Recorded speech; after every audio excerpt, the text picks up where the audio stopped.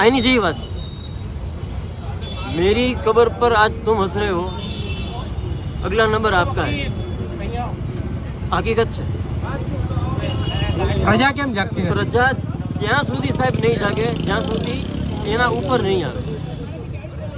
બહુ simple logic છે। જ્યારે ખબર પડશે ને કે આપણે લૂંટાઈ ગયા ત્યારે કાંઈ નહીં હોય। આ બહુ રિયાલિટી હકીકત છે। બધું દેખાતા સારું લાગે છે નહીં સારું નથી। કહેવત છે દૂરથી ડુંગર રળિયામણા હોય અને જેટલું પીળું એટલું સોનું ના હોય। આ રિયાલિટી લાઈફની છે અને દેશની છે। જે દેશની અંદર 35% યુવાન હોય અને છતાંય જો બીજાની પાસે હાથ લાંબા કરવા હોય ને તો આપણે પાણીમાં ડૂબકી મારીને મરી જવું જોઈએ। આવું હકીકત કોઈ નહીં કે આટલા ઊભાને બધાને કહી દઉં કે વાંચો પણ સારું વાંચો। વાંચવા માટે ઘણી બધી વસ્તુ છે, એટલી બધી ઓથેન્ટિક બુકો છે કે જે નથી જીવનમાં। વોટ્સઅપ યુનિવર્સિટી વધારે વાંચો। બાર હા વોટ્સઅપ છે, ફેસબુક છે, ઇન્સ્ટાગ્રામ વોટ્સઅપમાં બધી આવતી વસ્તુ બધી વસ્તુ સાચી નથી જ હોતી। કોઈ એક વસ્તુ સપોઝ કે કોઈ વિડીયોની ક્લિપ આવી તો એ વિડીયોની ક્લિપની ખાતરી તો કરો કે આ ખરેખર હકીકત છે તો નથી, તો એ ખરેખર હોવી જોઈએ।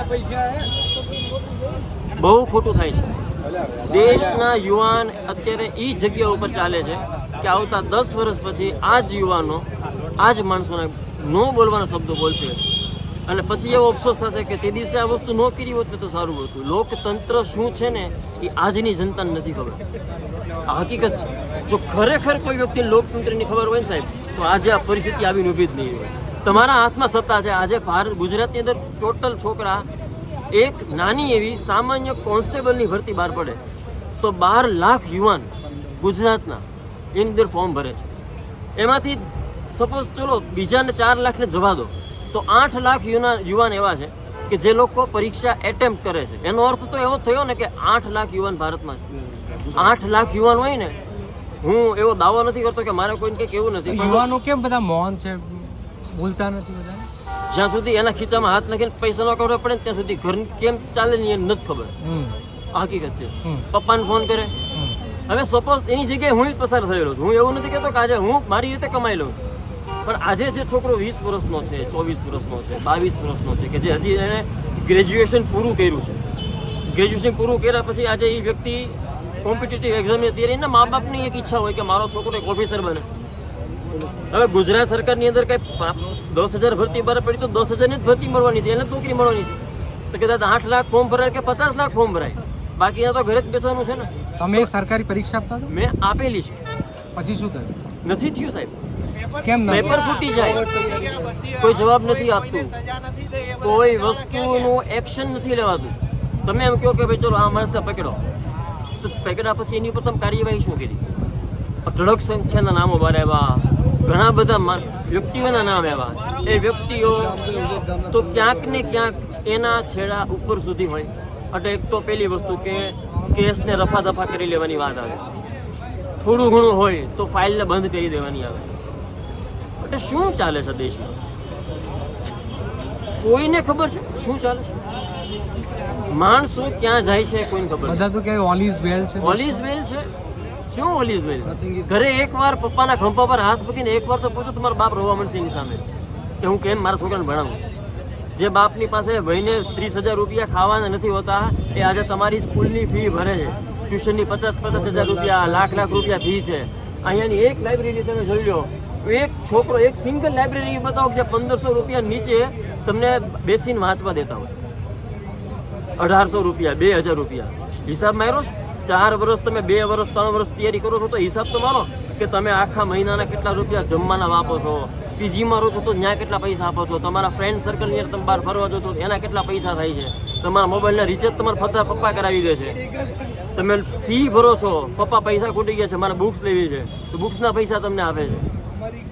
તમે 2 વર્ષ તૈયારી કરો છો તો 2 વર્ષનો હિસાબ તો માંડો કે 2 વર્ષમાં મેં મારા ઘરેથી પૈસા કેટલા મોકલ્યા, મારા પપ્પા પાસેથી કેટલા મગાવ્યા અને એની સામે મેં વળતર શું આપ્યું? વળતર નથી આપ્યું, ચલો કંઈ વાંધો નહીં, સરકારી ભરતી બહાર નથી પડી, તમારો ચાન્સ ન લેગો કંઈ વાંધો નહીં, પણ સરકાર એવું કહે છે કે તમે ધંધો કરો। ક્યાં છોકરાને સારો એવો ધંધો કરે તો લોન મળે? ભાઈ લોન મળે તો કે તમે લોન માટે એલિજિબલ નથી। હવે જે પપ્પાની પાસે આજે 5 લાખ રૂપિયા કે 10 લાખ રૂપિયાની કેપેસિટી નથી એટલે તો એ છોકરાને પરીક્ષાની તૈયારી કરાવે જ ભાઈ.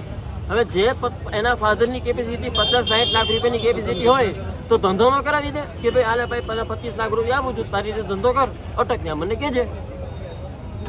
જે માણસ પાસે નોકરી સિવાય કોઈ વિકલ્પ નથી. અત્યારે તમે પ્રાઇવેટ સેક્ટરમાં જાઓ, સિમ્પલ તમારી વસ્તુ કરી લો. તમે જર્નલિઝમમાં જાઓ, તમે કદાચ જીએનયુમાં જર્નલિઝમ કર્યું હોય, તમારી પાસે માર્કશીટ હોય, તમારી પાસે એક્સપિરિયન્સ છે તો નહીં, તો જાઓ ગ્રાઉન્ડ ઉપર. સિમ્પલ લોજિક છે. તો યુવાનો તો નશો ચડી ગયો છે ને. નશો પણ એક રિયાલિટી છે. 10,000ની ભરતી બહાર પડી, એમાંથી 10 લાખ છોકરા ફોર્મ ભરે, 10 લાખમાંથી 10,000 લાગવાના. આ એક ઉદાહરણ છે, એક્ઝામ્પલ.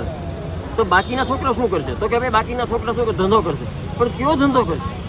પહેલી વસ્તુ તો જે વ્યવસ્થિત ફેમિલીમાંથી છે એ લોકો નાના ધંધા કરવા ગમતા નથી. એ લોકો સીધું સેટ થઈ જવું છે. સીધું સેટ તો થવાતું નથી, એની માટે ક્યાંક જોબ કરવી પડશે. જોબ કરવી છે તો એક્સપિરિયન્સ નથી, કેમ કે ગ્રેજ્યુએશન પૂરું કર્યું અથવા તો માસ્ટર્સ પૂરું કર્યું. માસ્ટર્સ પૂરું કર્યા પછી એને કંઈ કરવાનું નહીં. જોબ એક્સપિરિયન્સ નથી તો તરત માણસ પૂછવાનો કે તમે 2 વર્ષ શું કર્યું? તો પરીક્ષાની તૈયારી કરી. પરીક્ષાની તૈયારી કરી તો કે યાર કોઈ પણ HR હોય વિચારે કે યાર આ ગવર્મેન્ટ તૈયારી કરે છે તો આ ગમે ત્યારે જતો રહેશે, એટલે એને બિચારાને ગવર્મેન્ટ. યુવાનોની વેદના કોઈ નહીં સમજતું. સમજતું યુવાનો નથી સમજતા. યુવાનો પોતે જ નહીં સમજતા એ પોતાની ખુદ વેદના. એની વેદના નથી સમજતા. પછી બીજા કોઈ સમજે ને. હવે તમે આજે મારું દુઃખ છે એ જ્યાં સુધી હું મારા દુઃખને નહીં સમજી શકું ત્યાં સુધી મને કોણ સમજશે?